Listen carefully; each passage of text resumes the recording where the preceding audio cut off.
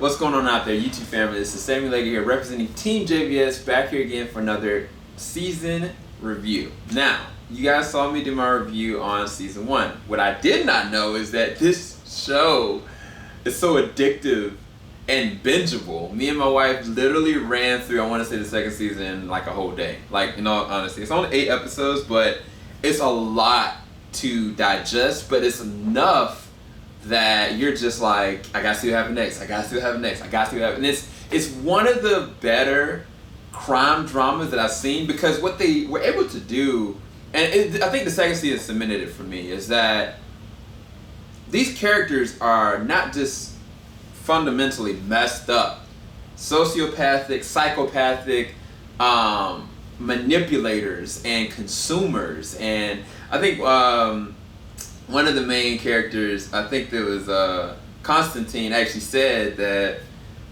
he equated Villanelle as being like a parasite that literally buries itself into someone and consumes it from the way out. That is the show. Like, the show does that, and it's amazing. Like, it really is. It's funny, it's engaging, it's invigorating, and you thought like the stuff that happened in the first season was enough. Like, no, they go and they take it leagues and steps further. Like, I was kind of really surprised. I mean, honestly, the very last episode of last season, which, spoiler alert, is that Eve basically goes to Villanelle in Paris, finds her, submits to her, like, you know, and I was kind of like, in my head, I was like, Eve, are you trying to catch her? Are you trying to be with her? Like, what do you really want? You know, and I think that one thing that I said last season when I was reviewing it is that all these pandering questions of, like, you know, how are these dynamics going to change with these people's outside relationships? How are we going to dissect what this person really feels?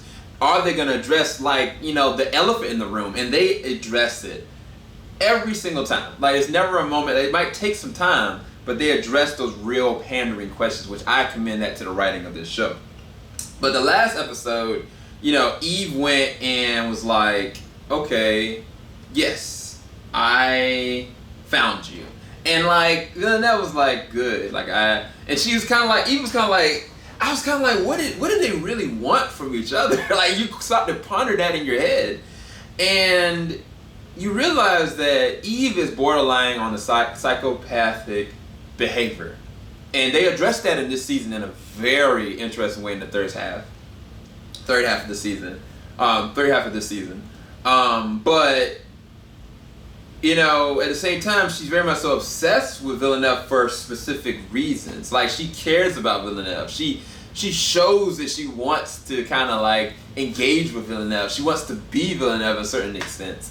But it's kind of like, you know, what does that really actually look like? Because Villanelle did effectively kill Bill. Villanelle did is a killer, and easily, like, is one of the worst kind of villains. But at the same time, she's so lovable and likable because she's hilarious and she's so all over the place. She is bonkers. But in this season, they make her so vulnerable. They put her through so many different moments that I was kind of like, this is amazing. There's a moment that happens where she's in an AA meeting. And the AA meeting, at first she had this job where she was supposed to try to go and infiltrate it. And she kind of gave out this run-of-the-mill story. But people in AA, they can vibe on whether or not somebody's being honest or not. So the second time she came back in, she kind of broke down, like, I don't really feel much of anything. Like, she really broke down why she is the way she is. And then later on, when Eve questioned her on it, she's like, were you being serious? Because Eve was really feeling it, you know? Like, she was kind of like, wow. And Villanelle was like, you know what? I don't really know. And Eve was like, you don't know whether you're being honest or not? She's like, no. And I was like, yo, this character is amazing. Anyway, I still haven't talked about what happened in last. So they get close to each other, and Eve pulls a knife out on her. Now, I think that Eve isn't just pulling a knife out on her out of vengeance for Bill. I think that Eve is to this point where, I think, remember when in the first season, I think, she had this telephone booth and there was like a crack there, and she couldn't just leave it alone. And that's part of the thing that's an issue with Eve. But Sandra Oh does such an amazing job with the character. She can't stop. She really just can't stop. And it got to the point that she kept on pressing, and then she just smashed it. And that is, to me, her progression as a character, that she is maneuvering on this line of like homicidal behavior. Like, she really is impulsively doing things, and she's addicted to it. Like, she really is. She's addicted to who and what Villanelle represents, what she does, the way she feels. Like, they are both very unempathetic people. Like, they're very much so closed off from reality of other people around them, dissociative, avoided, all over the place. But she stabs Villanelle. Like, I was like, me and my wife had a conversation. She was like, she's so stupid. Why'd she do that? I said to my wife, I was like, she didn't really want to do that. Like, it was an impulsive thing that she felt like she wanted to do in the moment. Like, it was like being that close to her brought her to this precipice where that's what she felt like is a natural response. Like, the crazy thing is when you get to the beginning of the season, it's only 30 seconds later, so it's like blood all over the place. Like, she's freaking out. Villanelle is gone, and you're trying to like, yo, did she really just kill this chick? And, you know, turns out, of course, Villanelle lived, but like later on, she starts to kind of, you know, look at her scar as like this like love tap. Like, it's like for her, it's like that's a symbol of her love and connection to, you know, what she wants to be, you know, what they mean to each other. And I was like, they go on this line that, you know, imagine this is the line where this is sanity and, you know, this is, you know, not sanity. And this is what Eve does. Like, she goes way past. Like, Villanelle has already been here. The weird thing is this. Villanelle starts to do this. She starts to kind of like hit this barrier. I was like, you know what? Villanelle, I'm with you. Like, you're making a little bit more sense. The interesting thing, like, I don't want to spoil it, but there are characters that do come back. Ooh, there is some things I really want to say about one specific character. And I talked about it a little bit last season, but Fiona Shaw as Carolyn, she nails that character. Oh my gosh. And she is not just a master manipulator and a spy, but she runs this. She runs the whole time. Like, she's the only character that I've seen in any show that doesn't show her rage outwardly. Like, she doesn't show her discomfort outwardly. She just impulsively does things. She has hobbies, but she is so one note, and she sticks that landing every time. To the point that there was a moment she got mad at Eve in this season.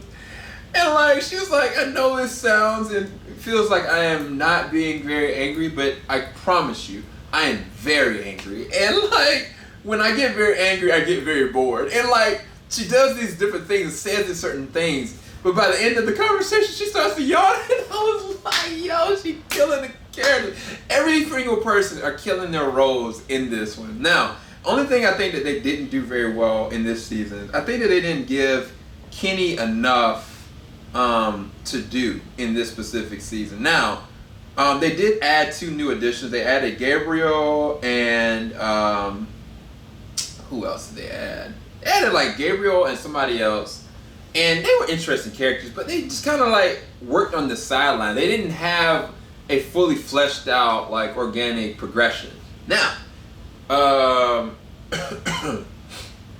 Eve's husband Nico, they do a lot with him, because the whole entire first season, you know, Eve is pushing him away. Like, she's easily pushing him to boundaries that it just shouldn't go, you know? And it's just kind of like, what are you doing this for? Why are you doing this? Like, how can you think this is okay? You know, like, the behavior that you're doing is just outside of normal. She gets to a point where she's so desperate to try to find this other killer. This is out there. And oh, that's another thing. There are other killers now. They do progress things further. But they never let you forget who Villanelle is, nor how dangerous she actually is. The first 2 episodes, the way that she kills these first 2 people, and it wasn't on some, you know, these people had to die. I was like, no, actually the first 3 episodes. Because the 3rd episode takes place in Amsterdam. That was a terrible killing. But the first episode back, all I can say is pajamas. Like, it was just like, and it's weird because Jodie Comer does such an amazing job, because like, it's never a moment I don't understand why she did it, or like how she did it.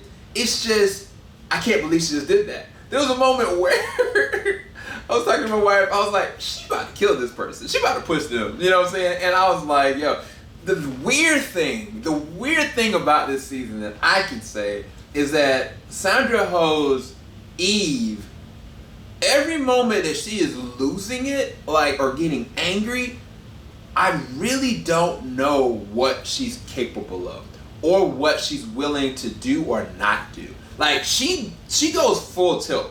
This season, like, Eve goes to areas and, like, it goes beyond gray. They go dark. Like, for real. And by the last 2 episodes, you're going to be like, you can be looking at Eve in a whole different light. And I'm like, if you're willing to do that, I don't think you're a protagonist anymore.